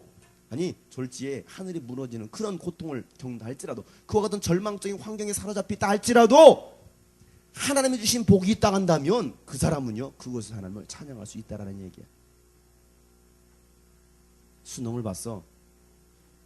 평상시에 480 나왔어. 근데 이번에 수능에 380 나왔어. 100점이 날라갔어. 그런 상황 속에서 찬양할 수 있겠느냐 이 말이에요. 수시를 썼어. 20개나 썼어. 20개 다 떨어졌어. 그런 속에서도 여러분 환경 속에서 찬양할 수 있겠습니까? 재수 3수했어. 또 떨어졌어. 그런 상황 속에서 여러분 찬양할 수 있겠느냐 이 말이에요. 가다가 넘어졌어. 코 깨졌어. 일어나다가 똥을 눌렀어. 아이 더러워. 일어나다가 그 똥에 미끄러져 다 빠져서 또 뒤통수가 깨졌어. 그런 상황 속에서 찬양할 수 있겠느냐 이 말이에요. 하겠습니까 여러분? 내 영혼이 확정되고 찬양할 수 있느냐 이 말이에요. 하겠습니까 여러분? 근데 사도 바울은요 그와 같은 상황이었어요. 여러분 바울이 무슨 특별한 사람이라서 여러분 감옥에서 감격할 수 있었던 것은 아니에요. 사도 바울도 여러분과 저와 똑같은 사람입니다. 똑같은 인간이에요. 연약한 인간입니다. 그럼에도 불구하고 하나님께 주신 참된 복을 받은 사람은요 누구나 관계없이 그가 어떤 사람이라 할지라도 그렇게 살 수 있다라는 얘기예요. 그렇게 할 수 있다라는 얘기예요. 감옥 안에서 쇠사슬에 묶여 있어도 여유 있었던 그 사도 바울의 모습처럼 우리도 그와 같은 삶을 살 수가 있다라는 얘기입니다. 왜? 그 복을 누가 주셨습니까? 하나님이 주셨으니까. 여러분 오늘 읽었던 3절 말씀에 그렇게 말하고 있잖아요. 찬송하리로다. 하나님 곧 우리 주 예수 그리스도의 아버지께서 그리스도 안에서 하늘에 속한 모든 신령한 복으로 우리에게 복 주시되라 말하고 있습니다. 하나님 아버지께서 그 복을 주셨습니다. 그 복을 어디서 주셨어요? 여러분 하나님께서 주신 그 신령한 복을 어디에서 주셨어요? 예수 그리스도 안에서. 어디 안에서? 예수 그리스도 안에서. 어디에 속한? 하늘에 속한. 어떤 차원의 복? 모든 신령한 것들. 얼마만큼? 다 주셨어. 하늘만큼 땅만큼 다 주셨어. 여러분 이와 같은 엄청난 하나님의 복이 우리에게 있다라는 거야. 복 주시되란 말은 성경 원문에 보면 현재 완료형을 쓰고 있습니다. 이미 끝난 거야. 완료된 거야. 완료된 거. 언제요? 예수께서 우리에게 복을 주심으로. 예수께서 십자가에 죽으시고 우리에게 영원한 생명을 주신 그 순간부터 그 엄청난 복은 이미 나의 것이 되었고 그 복은 지금도 계속해서 지속적으로 이루어지고 있다라는 거야. 여러분들이 정말 예수를 알고 예수를 믿으면 여러분 안에 그 신령한 복은 이미 있다 없다? 있다. 따라서 하면 신령한 복은 나에게 있고 그 복은 계속적으로 있는 것이다. 이게 신령한 복이에요. 하나님께서 주신 신령한 복. 예수 안에서 누릴 수 있는 그 신령한 복. 이번에 컴퓨터를 새 걸 하나 구입을 했어요. 비싼 돈을 투자하고 구입을 했습니다. 그 컴퓨터 그 안에는 보면 수많은 프로그램들이 있어요. 내 그 프로그램을 조금만 연구해서 하면은 얼마든지 그 안에 있는 컴퓨터를 다 내가 사용할 수가 있어. 그런데 내가 게을러 가지고 아니면 컴맹이 되어 가지고 쓸 수 있는 것이는 오직 한글밖에 없어. 한글밖에 없어서 그것만 내가 다 장만치고 있어. 그러면 그 아무리 좋은 컴퓨터가 있다 할지라도 그 컴퓨터를 제대로 다 쓸 수 있어요? 없어요? 없어요. 여러분 하나님은 이미 여러분에게 고성능 컴퓨터를 다 주셨어. 아주 최고로. 정말 좋은 거야. 그런데 그것을 알지 못함으로 여러분들 뭐하고 있어요? 제대로 사용하고 있다 못하고 있다? 못하고 있다. 여러분 많은 그리스도인들이 이와 같은 삶을 살아가고 있다는 거예요. 하나님께서 이미 나에게 복을 다 주셨는데도 불구하고 그 복을 누리고 있지 못하다라는 사실이에요. 저번에 2월달에 일본 비전 트립을 가서 하루 코스를 잡아서 디즈니랜드를 갔습니다. 디즈니랜드 갔는데 어른 입장권이 얼마지? 38,000원? 5만 그지? 5만 한 2,000원. 한 5만 5천원. 우리나라 돈으로 한 5만 5천원 되는 어른이 5만 5천이야 디즈니랜드. 근데 거기는 하루에 놀 수가 없어. 보통 2박 3일로 놀더라고. 2일권 3일권도 있어. 그러니까 하루에 다 놀 수 있는 코스가 아니야. 얼마나 넓은지. 네? 근데 어른이 5만 5천원이고 청소년들 어린아이들이 4만 8천원이었어요. 4만 8천원 4만 9천원. 비싸지. 그지? 그렇게 비싼 돈을 내고서 전부 다 거기는 입장권도 없어. 그냥 오직 자유이용권밖에 없어요. 자유이용권 딱 하나 차고 갑니다. 그거 하나만 가지고 있으면 뭐 할 수 있어? 그 안에는 모든 놀이시설을 다 이용할 수 있다 없다? 있다. 그런데도 불구하고 들어가서 뭐 하고 있어요? 경치만 구경하고 있어. 와 좋다. 그래서 맥도날드 가서 뭐 햄버거 하나 사 먹고 있고 앉아 있는 거야. 왜? 너무 넓으니까 구경하다가 그냥 꼭 구경하고 뭐 구경하다가 그냥 앉아있고 아우 힘들다 다리 아프다 그러고 있어. 그거 가지고 얼마든지 그곳에서 좋은 시설을 다 누릴 수 있는데도 불구하고 그렇게 하고 있지 못하고 있다 이 말이야. 에? 여러분들이 그렇게 하고 있어. 어떻게? 하나님께서 이미 여러분들에게 여러분 예수 안에 있는 순간 예수를 믿는 순간 모든 신령한 복을 다 주셨습니다. 하늘에 속한 모든 것들을 다 주셨는데도 불구하고 우리는 뭐하고 있어요? 산 구경하고 있어. 가서 맥도날드에서 햄버거 하나 먹고 있어. 런치 타임. 그거 먹고 있는 거야. 에? 아니 그것은 디즈니랜드 안 가도 밖에서 얼마든지 사 먹을 수 있어. 밖에서 얼마든지 구경할 수 있다 이 말이야. 여러분 예수 믿는 것은요 그와 같은 거예요. 예수 믿는 것은 우리에게 이미 모든 것들을 다 주신 신령한 복이에요. 우리가 생각하는 어떤 세상적인 가치관에 가지고 있는 그런 기준의 복이 아니라는 사실이에요. 많은 사람들이요, 세상적인 가치관을 가지고서 여러분 복을 생각하는 거예요. 그런 복이 아닌데. 하나님 나에게 복을 주세요. 많은 사람들이 기도합니다. 하나님 나에게 복 주세요. 뭔 복을 달라 이거냐? 나 하나님 믿어서 복 받았어. 뭔 복 받았는데 부자 됐어. 건강해졌어. 여러분 그게 복일까요? 성경에 말하고 있는 그것이 과연 복이냐 이 말이에요. 하나님께서 말씀하시는 복이 과연 그런 것이냐 이 말이에요. 하나님은요 그런 복을 우리가 말하고 있지 않습니다. 사도 바울이 찬송하기에 못 견딜 정도로 흥분했던 그 복은요 그런 세상적인 가치관의 기준의 복이 아니라는 사실이에요. 저 서울대학교 수석으로 합격했어요. 복 받았어요. 하나님 믿어서. 그게 복이 아니라는 사실이에요. 그러면 서울대학교 수석으로 합격 안 하고 떨어지면 저주 받았냐? 그건 복 안 받은 거야 그건? 많은 사람들은요 세상적인 가치관을 가지고서 기준을 가지고서 복이라고 생각하는 거야. 그러니까 예수 믿으면 잘 될 거야. 예수 믿으면 복 받을 거야. 예수 믿으면 사업도 잘 되고 병도 낫고 집안이 화평해지고 좋은 대학교 들어가고 취업도 잘 되고 그러한 세상적인 기준을 가지고서 복을 말하고 있는데 성경에서는 절대 그런 것이 복이라고 말하고 있지 않다는 사실이에요. 여러분 성경에서 말하고 있는 복이 뭔지 아십니까? 성경에서 말하고 있는 복은요 예수님께서 마태복음 5장 이렇게 말합니다. 심령이 가난한 자는 복이 있나니 이렇게 말씀하시죠. 야 복 있는 사람이 어떤 사람인 줄 아냐? 내 이름을 가지고 욕먹는 자가 복이 있다. 핍박을 받는 자가 복이 있다. 이런 말. 여러분 욕먹으면 복이 있어요? 괜히 지나가는데 예수 믿어. 이지원 예수 믿어. 예수 믿는 이유로 가서 이 개벌이 복이 있어요? 이런 십장생 뭐 이러면서 그게 복이란 말이야. 여러분 요거도 뭐 여러분 복이 있어요? 기분 좋아요? 욕 한번 해보세요. 옆에 사람 보고 욕 한번 해보세요. 즐거워하는가? 네? 욕 들으면서 즐거워할 사람이 누가 있겠어요 여러분? 네? 아니잖아요. 그런데 오늘 예수님 말씀하시는 건 뭐냐면 야 나 때문에 욕을 얻어먹는 거 그것이 복이다 이렇게 말씀하시는 거야. 야 너 나 때문에 가난해지는 거 그것이 복이야 이렇게 말씀하셔. 우리가 생각하고 있는 어떤 세상적인 가치관과는 전혀 반대되는 거. 야 누가 네 왼뺨을 치냐? 오른뺨도 들이대. 이게 복이래. 이게 뭐하지 하시는 거예요? 야 누가 겉옷을 달라 속옷까지 벗어줘. 이게 복이래. 그런 복 받으시길 바랍니다. 욕 많이 얻어먹으시길 바랍니다. 핍박도 많이 받으시길 바랍니다. 머리도 깎이는 역사 있길 바랍니다.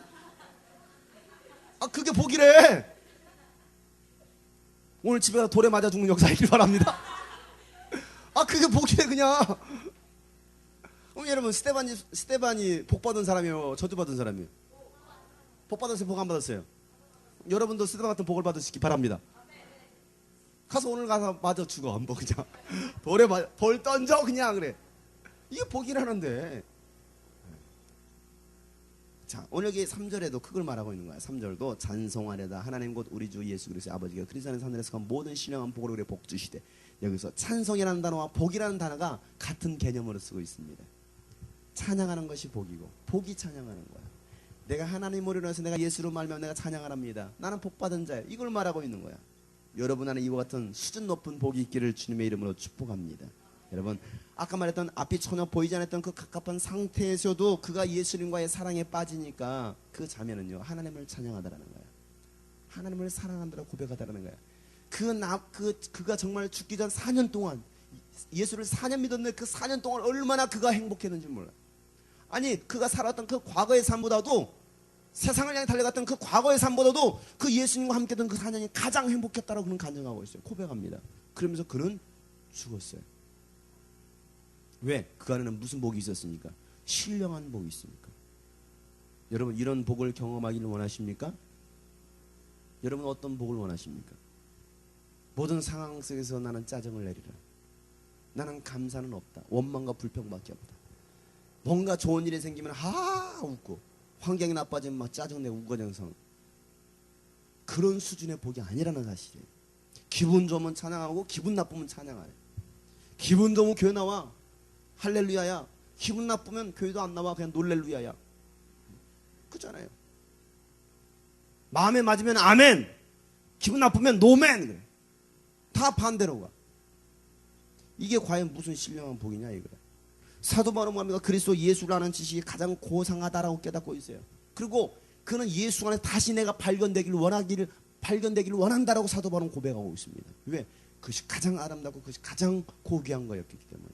여러분, 그런 차원의 사람, 이게 얼마나 아름다운 사람이에요? 이게 얼마나 멋있는 사람이에요? 여러분, 예배소서에서 말하고 있는 핵심이 바로 그것입니다. 그런 사람들이 누구냐? 그리스도인들이라는 거야. 그들이 바로 크리스천이라는 거야. 이와 같은 엄청난 복 어디서 왔어요? 하나님께로부터 왔어요. 누구에게 주셨어요? 나에게 주셨어요. 누구 안에서? 예수 안에서. 누구 안에서? 예수 안에서.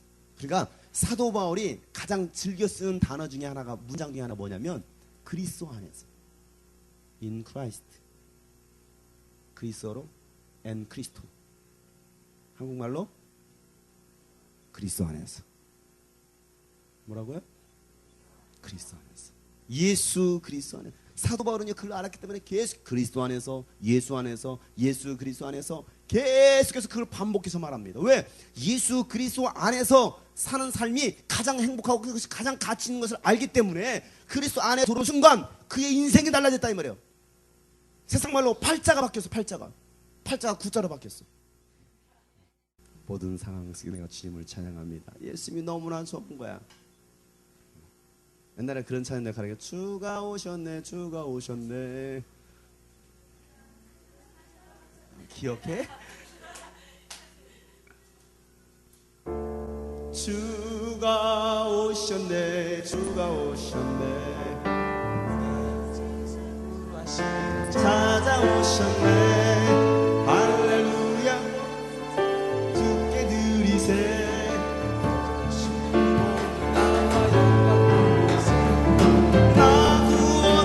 네, 할렐루야.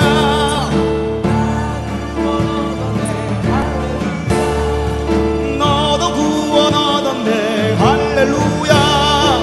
너도 구원 얻었네, 할렐루야. 우리 구원 얻었네, 할렐루야. 우리 구원 얻었네, 할렐루야. 어저씨고 모두 나와 영광 돌리세. 난 주가 오셨네, 찾아오셨네. 할렐루야. 감사 찬송 주께 드리세. 어저씨로 모두 나와 영광 돌리세. 나 구원 얻었네, 할렐루야.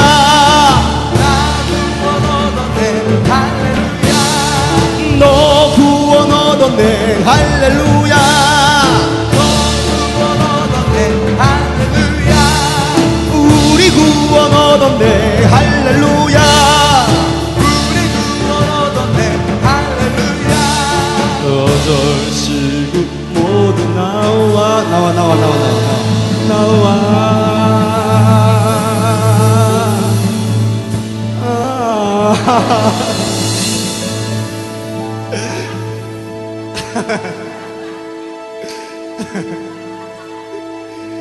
영광 돌리세.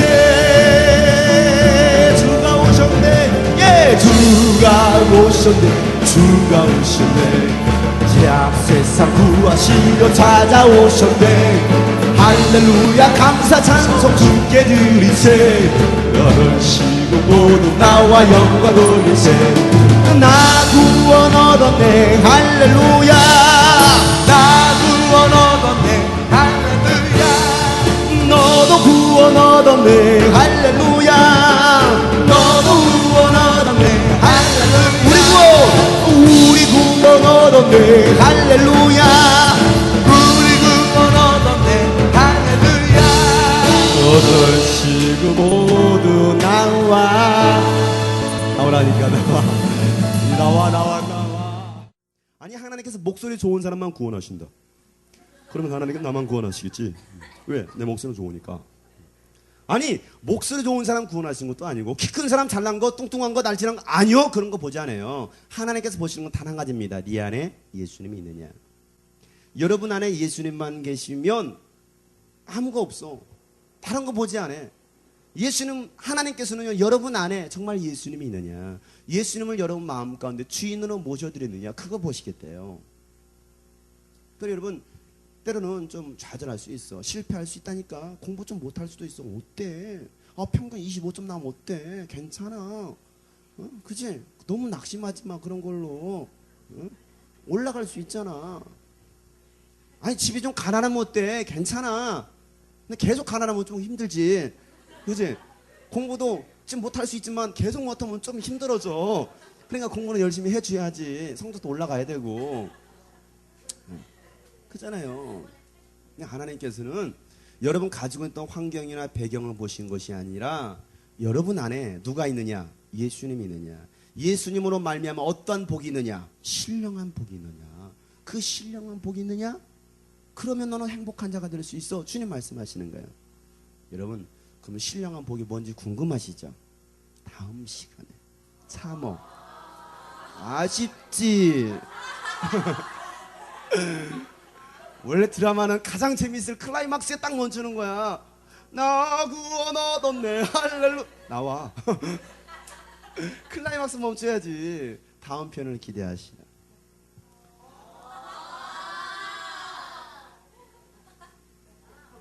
그래서 다음 편을 짤막하게 예고편을 내가 보여드리겠습니다. 예고편. 자, 예고편 들어갑니다. 예고편. KBS 인간극장에 출연했던 한 자매가 나옵니다.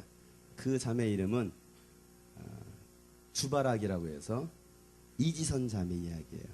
이 자매는 2000년도 7월 30일 날 밤 11시 30분경에 한강로 일가에서 한 사람의 그 음주운전자가 육중 추돌 사건, 대형 그 교통사고를 냈어요. 그 교통사고가 일어나면서 가장 큰 피해를 입었던 사람이 누구냐면 그 당시 23살의 이화여대학교 이화여대 4학년의 유아교육원과 그 공부했던 이지선 자매가 가장 큰 피해를 받았어요. 학교에서 도서관에서 공부를 마치고 오빠와 함께 집으로 돌아오는 길이었는데 큰 사고를 당했어요. 근데 이 자매가 정말 믿음 좋은 집안에서 자랐고 정말 교회에서도 열심히 충성을 다했던 자매였어요. 찬양단으로도 헌신했고 또 얼굴도 얼마나 예쁜지 몰라. 근데 그렇게 예뻤던 자매, 찬양도 열심히 하고 공부도 열심히 했던 그 자매, 앞으로 진로도 뻥 뚫릴 거 아니겠어요. 그랬던 자매인데 대형 사고로 인해서 얼굴과 온 전신에 화상을 입었습니다. 화상을 입고 나서 자신의 목숨까지 위태로울 지경에 빠져 있었습니다. 응급실에서 깨어났을 때 자신의 모습을 갖다 볼 수 없었잖아요. 어떤 모습의 상태인지 모르니까. 그러면서 온몸 얼굴에는 전부 붕대로 감아놨어요. 눈밖에 없어. 눈 미라처럼. 그리고 자신의 상태를 생각을 하는 거야. 내 모습이 과연 어떤 모습으로 추한 모습으로 변했을까. 그러면서 그 오빠한테 이런 말을 합니다. 오빠, 나 좀 죽여줘. 자신을 좀 죽여달라고 오빠한테 애걸복걸하는 거야. 오빠는 그렇게 다치지 않았어요.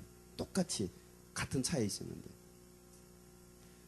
그 다음날 상황을 이지선 자매가 이런 말을 해요.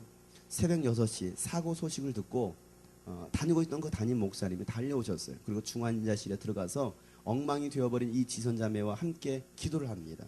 그리고 밖으로 나가셨어요. 그리고 목사님은 한 20분 정도 아무 말도 하지 않으신 채 앉아 계셨습니다. 그리고 그 목사님도 죽음의 고비를 넘기셨던 분인데 그 기가 막힌 상황 속에서 그 엄마를 위로할 수도 없었어요. 또 그 지선 자매가 괜찮아질 거라고 말하기도 어려우신 그런 상황이었습니다. 그런데 그 목사님께서 다시 찾아와가지고 하나님의 말씀을 그 자매에게 말합니다. 그 자매에게 이렇게 말을 해요. 정말 죽을 것 같은 그 자매에게 이런 말을 합니다. 이때를 위한 믿음이라. 이 사건을 위한 믿음이라. 여러분, 이 말이 무슨 말이겠습니까? 10년이 넘도록 하나님을 믿어온 그들에게 있어서 어떻게 이런 일이 일어날 수 있을까? 원망할 것이 아니라 그동안의 신앙생활이 지금 가진 믿음이 이 어려운 때를, 이 시험의 고비 환난의 때를 이겨나갈 수 있을 그런 믿음의 시간으로 하나님은 마련하셨다라고 말하는 거예요. 지금 상황 속에서 그 상황 속에서 하나님을 찬양할 수 없죠. 원망밖에 안 되죠. 왜 내가 이런 고통을 당해야 되는가? 아니 그것도 내 신앙생활 잘했는데 교회 생활도 잘했는데 왜 나에게 이런 고통을 주십니까? 원망할 것이 아니라 지금까지 네가 신앙생활 믿음생활 잘해왔던 것은 이 고난을 뛰어넘을 수 있는 그 기회였다라는 사실이에요. 그 말씀을 들었어요. 상상할 수 없는 그런 많은 어려움들이 그들을 기다리고 있었습니다. 그리고 그 이후로도 그 말씀을 붙들고서 그 자매가 기도합니다. 이때를 위한 믿음이라. 지금 이 고난의 때를 위한 믿음이었다. 믿음의 시간이었다라고 말합니다. 하나님은 그 하나님의 말씀을 통해서 그 자매를 위로했고 그 가정을 위로했고 힘이 되었고 우리를 선한 길로 인도하셨습니다라고 고백을 해요. 그렇게 6개월 동안 붕대를 감고 피부 이식 수술을 합니다. 그리고 10개의 손가락 중에 8개를 절단합니다. 10개 중에 8개를 잘라냈어야 돼요. 더 이상 이식 수술할 피부도 없을 정도로 흉한 모습으로 달라졌습니다. 여러분들이 뭐 방송을 통해서 때로는 책을 통해서 사랑한다 지선아라는 책 아니면 뭐 방송을 통해서 사진을 통해서 여러분들이 많이 봤을 겁니다. 이지선 양은 그 현재의 고난을 믿음으로 이겨내면서 세상에서 자신과 같은 고난을 당하고 있는 많은 사람들이 용기를 주고 소망을 주고 있는 사역들을 감당하고 있어요. 지금은 미국에선가 지금 유학을 하고 있습니다. 공부를 하고 있습니다. 왜? 정말 그런 사람들을 정말 삶 속에서 정말 절망 가운데 있는 사람들을 도와주려고. 과거에는 그렇게 화상 입은 사람의 고통을 자신이 못 느꼈는데 이제는 자신이 느껴봤기 때문에 그런 사람들의 아픔을 알기 때문에 그 사람들을 도와주고 위로해 주려고 하나님의 사랑으로 나눠주려고 이제는 그가 그 사역들을 지금 감당하고 있다는 사실이에요. 여러분들이 가지고 있는 아픔이 있습니까? 상처가 있습니까? 고통이 있습니까? 시험이 있습니까? 누구를 위한 것입니까? 아니 여러분과 똑같은 상황 같은 처지에 당한 아픔을 가지고 있는 사람들 여러분들 위로해 주라고 여러분들이 가지고 있는 상처일지도 모르겠어요. 아픔일지도 모르겠어요. 고통일지도 모르겠어요. 왜? 그 사람의 심정은 그 사람만 알겠죠. 안 그러겠습니까 여러분? 화상을 입은 사람이나 화상 입은 사람의 심정을 알지 누가 합니까? 이혼한 가정에서 자라는 아이들이 이혼한 가정의 아픔을 아는 거예요. 안 그러겠어요? 아니 아빠 없는 엄마 없는 때로는 고아로 살아온 사람은요 그 고아의 심정을 압니다. 대학교를 떨어져 본 사람은 대학교 떨어진 사람의 심정을 압니다. 사업에 실패한 사람은 사업에 실패한 사람의 심정을 아는 거예요. 그런 사람이 위로할 수가 있는 거예요. 병에 걸려본 사람은요 병에 걸려본 사람의 마음을 아는 거예요. 이 자매는 그 마음을 아는 거예요. 그리고 그 자매가 그 홈페이지에다가 이런 글을 남겼어요. 11번째 수술을 한 지 이제 겨우 2개월이 지났을 뿐인데 2개월 동안 11번의 수술을 합니다. 대수술을 합니다. 펴졌다고 좋아했던 오른쪽 엄지손가락이 편해지고 깨끗해졌다라고 기뻐했던 배 부분이 커졌다고 신나했던 입이 이제 겨우 2개월이 지났을 뿐인데 이식한 피부에 줄어드는 성질 그대로 다시 작아지고 있습니다. 그러니까 입도 다 달라붙었으니까 수술했단 말이야. 커졌다고 생각하는데 그것이 이제 피부가 오므라드는 거야. 다시 손가락도 오므라드는 거야. 손가락이 없어. 그러니까 그 자매는 V를 이렇게 하잖아요. 이렇게 손가락이 없으니까. 과거에는 그 사진에 보면 있어요. 과거에 이렇게 V하고 찍었던 사진이 있는데 그 사진하고 멀쩡했을 때 사진하고 이제 화상 입고 찍은 사진 이렇게 하고 찍고 있어요. 그 모습 여러분 상상이 되십니까? 다시 굽고 당기고 작아집니다. 오른쪽 옆모습은 아무래도 불쌍해 보이고 학교에서 4시간 수업을 받고 나면 샤프를 쥐었던 오른쪽 손과 팔이 당기고 저려서 한참을 풀어줘야 합니다. 오늘 울고 싶은 마음을 꾹 참고 학교가 끝나고 교회로 갔습니다. 십자가 밑에 무릎을 꿇고 엎드렸습니다. 아무 말도 못하고 울어버립니다. 엉엉 울어버립니다. 그리고 하나님께 이런 말을 하나님 저 삐졌습니다. 하나님한테 삐졌습니다. 바닥에 머리를 박고 땅을 치고 구릅니다. 하나님 나 안 불쌍하세요. 괜찮다고 하지만 그냥 살만한가 보다 하고 마냥 내버려 두시는 겁니까? 저 인내력 테스트 하시는 겁니까? 아시잖아요. 더 어떤 일이 생겨도 나 참을 수밖에 없는 애인 거 하나님께 더 잘 아시잖아요. 그리고 이 잔을 거두어 주옵소서. 나는 예수님이 아니잖아요. 예수님께 고백하 하나님 이 잔을 옮기시옵소서. 근데 이 자매도 그와 같은 똑같은 고백하는 거예요. 이와 같은 고통, 이와 같은 슬픔, 이와 같은 아픔, 상처들 제발 좀 거두어 주세요. 왜? 나는 예수님이 아니니까. 머릿속으로는 하나님의 뜻대로 하라고 하기를 원한다고 기도하고 있지만 나는 예수님이 아니에요. 모든 것이 가능한 하나님 아버지 나 좋은 것도 좀 해주세요. 정말 멀쩡한 모습으로 다시 회복되기를 원합니다. 나는 예수님이 아니니까. 이와 같은 고백을 울며 땅을 치면서 통곡을 하는 거예요. 그리고 야속한 마음에 씩씩거리다가 울다가 빌다가 차례에서 일어났습니다. 성전에서 나오는데 그 담임 목사님이 그 자매를 부르는 거예요. 기도하고 나오는 그 장면을 부릅니다. 그리고 그 목사님을 통해서 하나님께서 말씀하십니다. 오늘 새벽 기도에 그 목사님이 새벽 기도에 하시다가 하나님께서 그 말씀을 주셨다라는 거예요. 그 목사님에게 주셨다라는 거예요. 누구에게? 그 자매에게. 그리고 성경책을 펴줬습니다. 그 성경책을 펴서 읽어주는데 이 성경구절을 이 구절을 읽어줍니다. 가라사대 아버지여 아버지께는 모든 것이 가능하오니 이 잔을 내게서 옮기시옵소서. 그러나 나의 원대로 마옵시고 아버지의 원대로 하옵소서. 마가복음 14장 36절에 있는 말씀이었어요. 그 말씀을 그 자매에게 딱 주는 거야. 소름이 돋는 거야. 왜? 방금 전에 자기가 그렇게 하나님께 기도하고 났는데. 근데 그 말씀을 새벽에 그 목사님이 주셨던 말씀이에요. 그리고 이 순간 하나님 그 말씀을 주시는 거야. 그리고 그 자매의 생각했습니다. 정말 빠른 기도의 응답이었습니다. 그리고 만지심이었습니다. 치유하심이었습니다. 다시 한번 한 성령 한 하나님을 느낍니다. 아까와는 다른 눈물을 흘립니다. 그리고 이와 같은 고백을 합니다. 아버지의 원대로 하옵소서.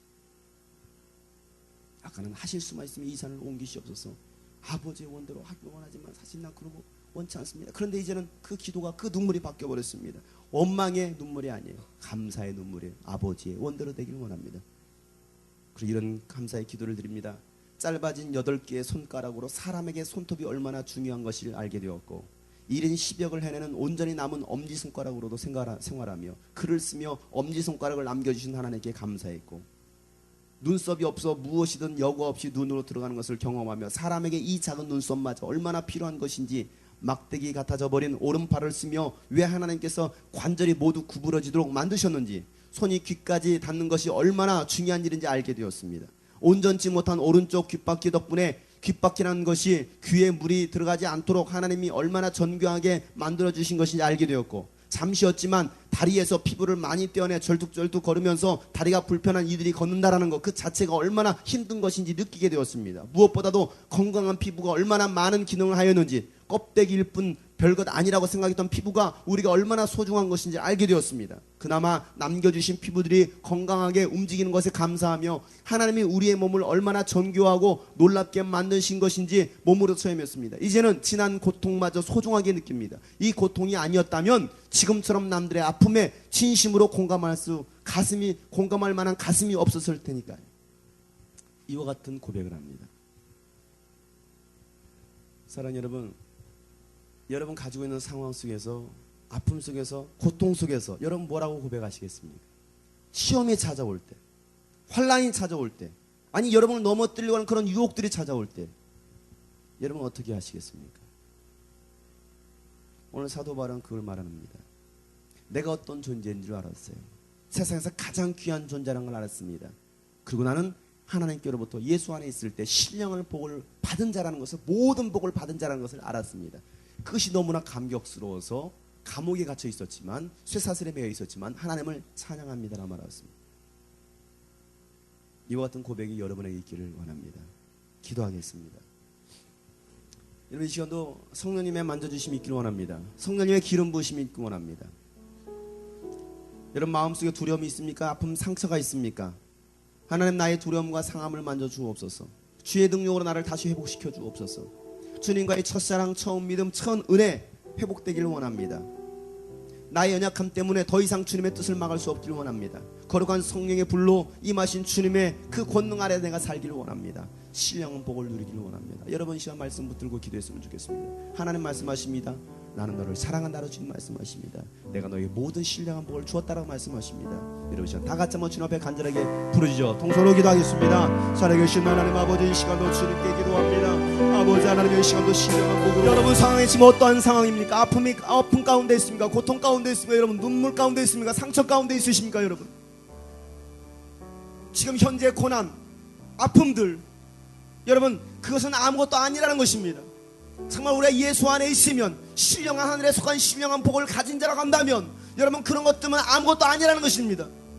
그런 상황 속에서 우리 하나님을 찬양할 수가 있다는 것입니다.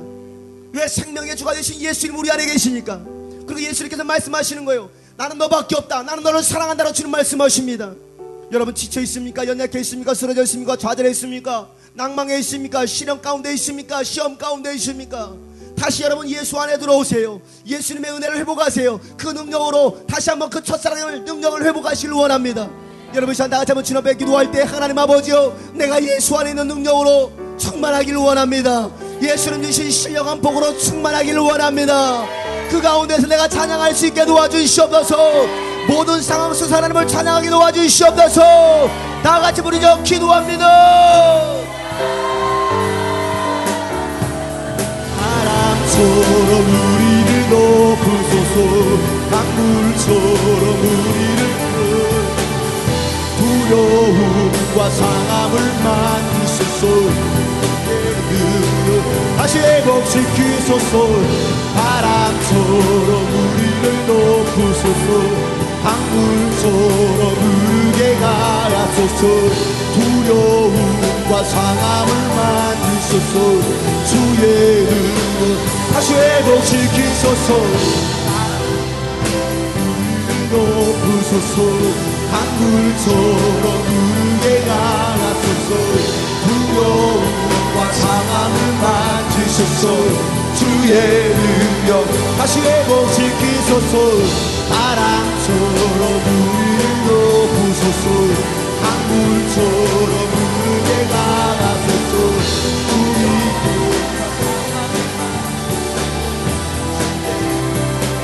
다시 회복시키소서.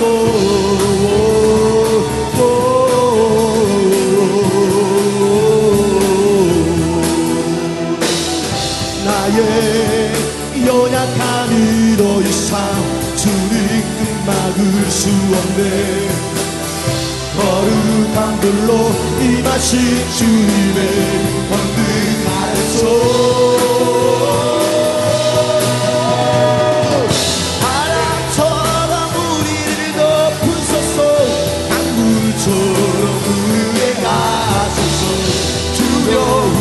상함을 만지소서.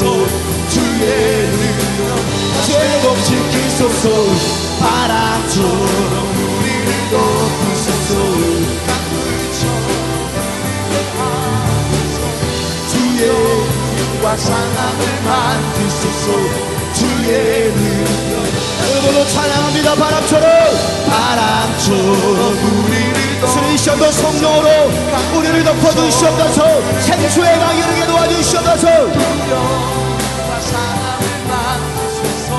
주의 능력 다시 회복시킨 바람처럼 우리를 높으소서.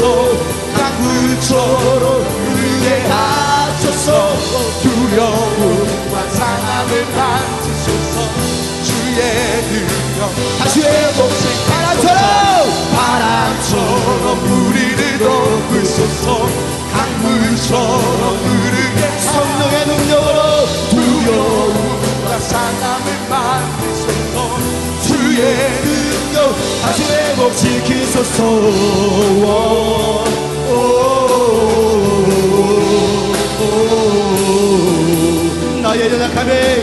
나의 연약함이 더 이상 주님 뜻 막을 수 없네. 거룩한 불로 임하신 주님의 권능 아래서 바람처럼 성령여 이 시간도 기름 부어주시옵소서. 두려움과 상함을 만드소서. 주의 능력 다시 회복시 바람처럼 우리를 높으소서. 강물처럼 흐르게 하소서. 두려움과 상함을 만드소서. 주의 능력 다시 회복시키소서.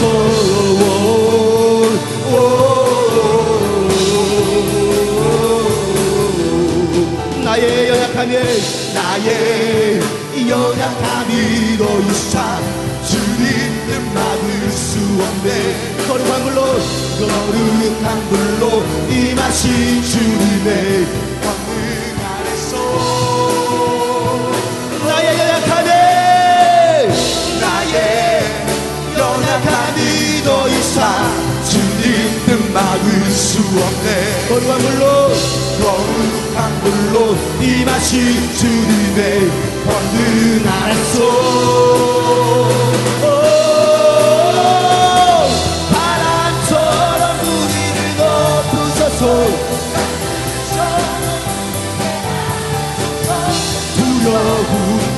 여러분의 두려움이 사라지고 여러분 아픈 상처들이 성령의 만져주심으로 바람처럼 성령의 생수의 강으로 상함을 만드소서 주의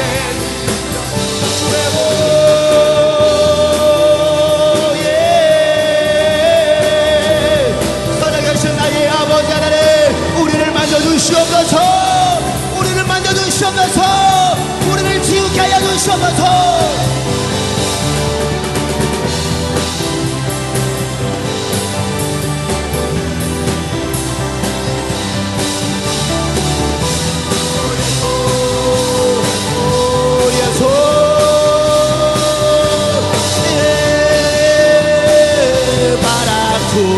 우리를 덮으소서. 강물처럼 흐르게 나가소서. 두려움과 상함을 만드소서. 주의 능력 다시 회복시키소서. 바람처럼 우리를 덮으소서. 강물처럼 흐르게 하소서. 우리 모두 주님께 목소리를 높여 찬양합시다. 상함을 만드소서. 주의 능력 바람처럼 우리를 덮으소서. 강물처럼 신나게 간절한 목소리로 손을 들든지 자리에 일어서서 찬양을 하든지 마음껏 주님께 편하게 찬양하세요. 바람처럼 우리를 덮으소서. 강물처럼 흐르게 하소서. 두려움 주님 나의 두려움과 상함을 만져주시옵소서. 주의 능력 다시 회복시키소서.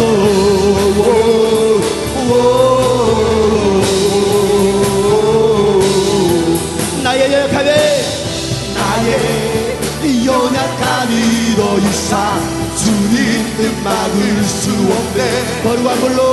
거룩한 불로 임하신 주님의 권능하에 소 나의 연약함에 연약함이 더 이상 주님 뜻 막을 수 내의 거룩한 불로 임하신 주님의 내게 말씀 주사. 내게 말씀 주사 복음의 비밀 증거해 하시네. 세상을 향해 외치리 주 이름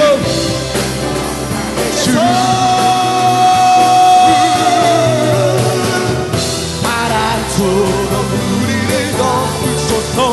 강물처럼 흐르게 하소서. 두려움과 상함을 만드소서. 주의 능력 다시 외롭지 바람처럼 우리를 덮으소서. 강물처럼 흐르게 하소서. 두려움과 상함을 만드소서. 주의 능력 다시 회복시키소서. 바람처럼 우리를 덮으소서. 강물처럼 하소서. 두려움과 상함을 만드소서. 주의 능력 다시 회복시키소서. 주 하나님, 주의 우리의 마음을 만져주시옵소서. 하나님 나의 아버지,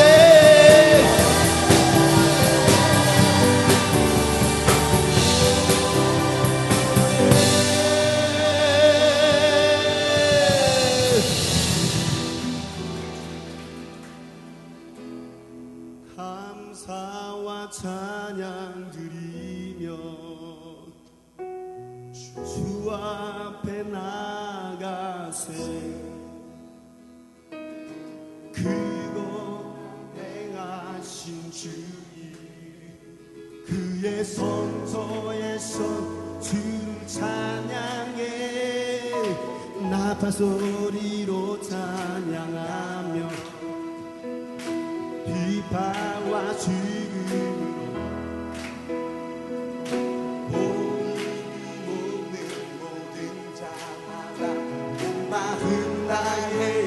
주를 높이세. 감사와 찬양, 감사와 찬양 주 앞에 나가세. 크고 담대하신 주님 그의 성소에서 주를 찬양해. 나팔 소리, 나팔 소리로 찬양하. 비파와 수금으로 우리 모든 찬양하. 온 마음 나의 주의 선하신 인자하심이 주의 선하심과 인자하심이 영원하시도다. 주의 선하신 인자하심이 주의 선하심과 인자하심이 영원하시도다. 주의 선하심과 인자하심이 영원하시도다. 여러분 그 하나님께 감사와 찬양 드리며 감사와 찬양 드리며 주 앞에 나가세. 그동안 대하신 주님이 그의 성소에서 주를 찬양, 나팔 소리로 찬양하며 비파와 주님으로 보육이 있는 모든 찬양하. 온 나의 주를 높이세. 주의 선하신 인자하심이 주의 선하심과 인자하심이 영원하시도다. 주의 선하신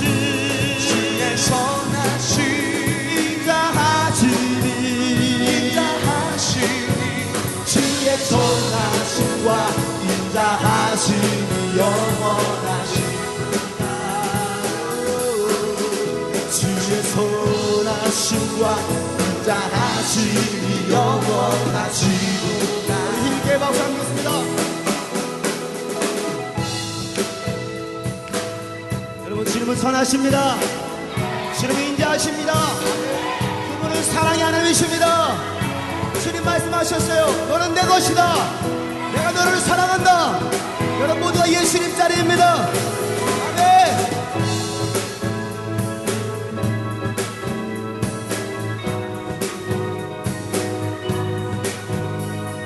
선하심과 인자하심이 영원하시도다.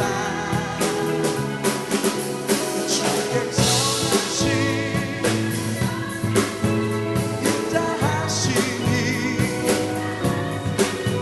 주의 선하심과 인자하심이 영원하시도다. 주의 선하심과 인자하심이 영원하시도다. 예수 하나님 독생자, 예수 하나님 독생자, 만유의 창조주 모두 다 주 앞에 나와 목소리 높여 주를 찬양해. 주의 주의 선하심 인자하심이 주의 선하심과 인자하심이 영원하시도다. 주의 선하심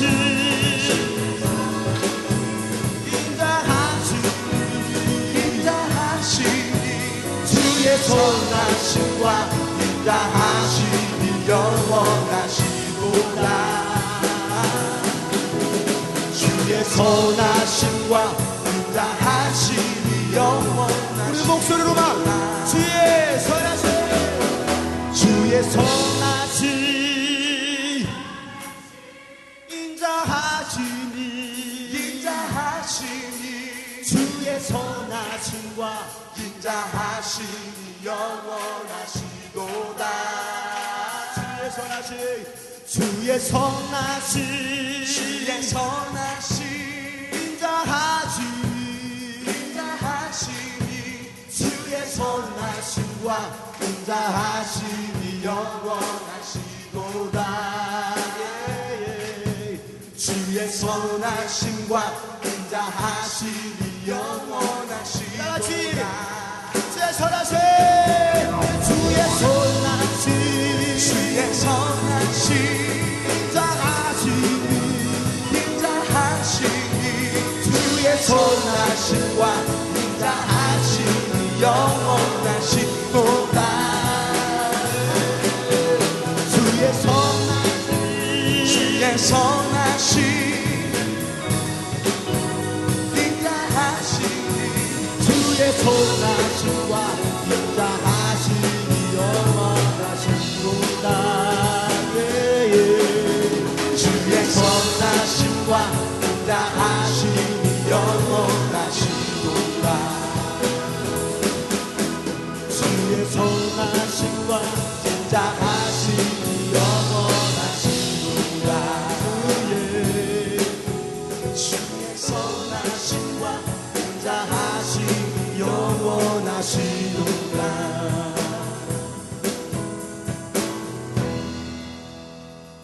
주의 선하심,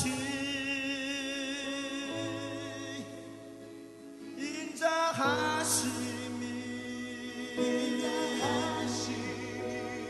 주의 선하심과 인자하심이 영원하시도다.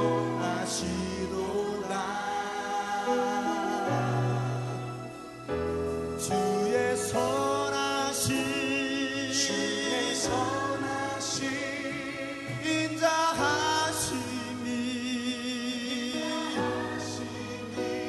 주의 선하심과 인자하심이 영원하시도다.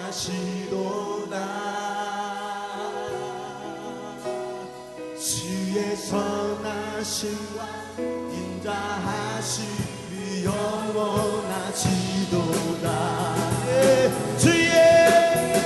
주의 선하심, 주의 선하심, 인자하심이 주의 선하심과 인자하심이 영원하시도다. 주의 선하심, 주의 선하심, 인자하심이 주의 선하심과 인자하심이 영원하시도다. 주의 선하심과 인자하심이 영원하시도다. 주의 선하심과, 주의 선하심과 인자하심이 영원하시도다.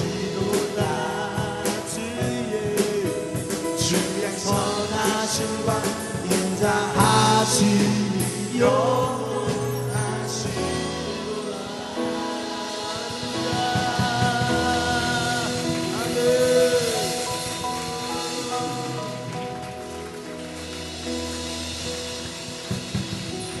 아멘. 좋으신 하나님 인자와 자비 영원히, 좋으신 하나님 인자와 자비 영원히, 좋으신 하나님, 좋으신 하나님 인자와 자비 영원히. 여러분 믿는 하나님 어떤 분이에요? 좋으신 하나님 인자와 자비 영원히. 다시 한번 좋으신 하나님, 좋으신 하나님 인자와 자비 영원히. 하나님 족속, 하나님 족속과 백성과 세성 주 곁에 할렐루야 할렐루야 주 곁에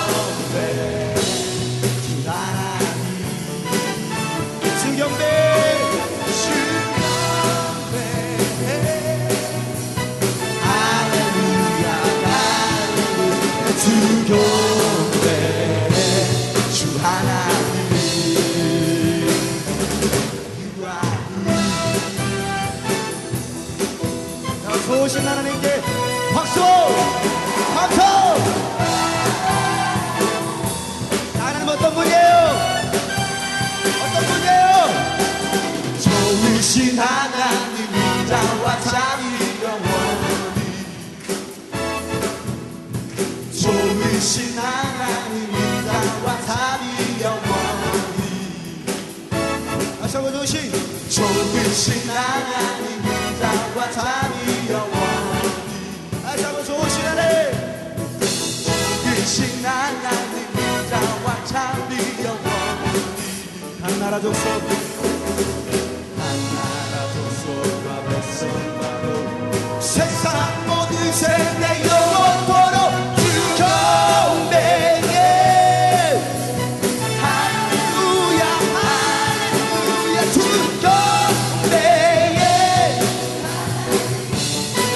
수경매 주 경배해 할렐루야 할렐루야 주 경배해 주 하나님 다시 한번 수경매 주 경배해 할렐루야 할렐루야 주 경배해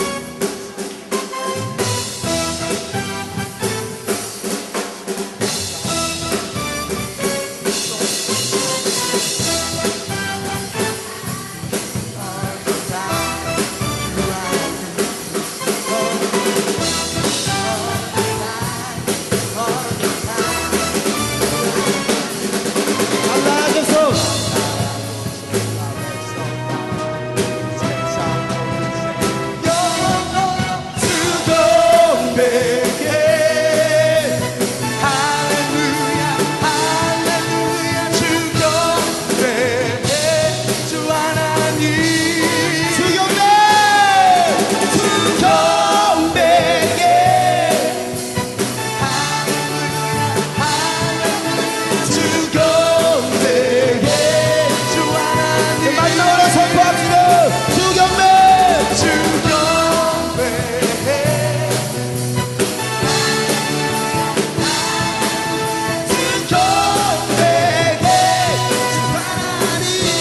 주하나님 주하나님 주하나님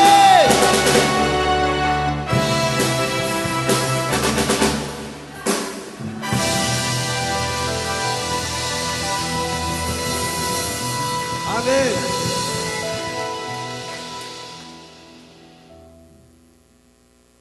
하나님은 좋으신 분이십니다. 예수님은 좋으신 분이십니다. 그만해야지 뭐. 더하면 내가 돌 맞아 죽을 것 같으니까 그만하고. 우리 옆에 사람 축복하겠습니다. 하나님은 당신을 사랑하십니다. 하나님은 좋으신 분이십니다. 한 주간도 예수님과 승리하십시오. 기도하겠습니다. 하나님 감사합니다. 오늘도 예배 가운데 함께 하시고 또 우리의 귀한 말씀 주시고 우리가 이 세상에 가장 귀한 존재가 바로 나임을 깨닫고 하나님께서 우리에게 영원한 생명을 주심을 감사를 드립니다. 우리 모두 신령한 복을 사모할 수 있는 우리 모두가 될 수 있도록 도와주시옵소서. 이제는 우리 구주 예수 그리스도의 은혜와 하나님 아버지의 놀랍고도 지극하신 사랑과 성령님의 감화감도 기통 충만하심이 오늘 말씀 듣고 돌아가는 모든 심령들 예수님 자리 인생으로 살기로 작정하는 모든 심령들을 머리 위에 이제부터 영원토록 함께 하시기를 간절히 축복하며 기도하옵나이다. 아멘.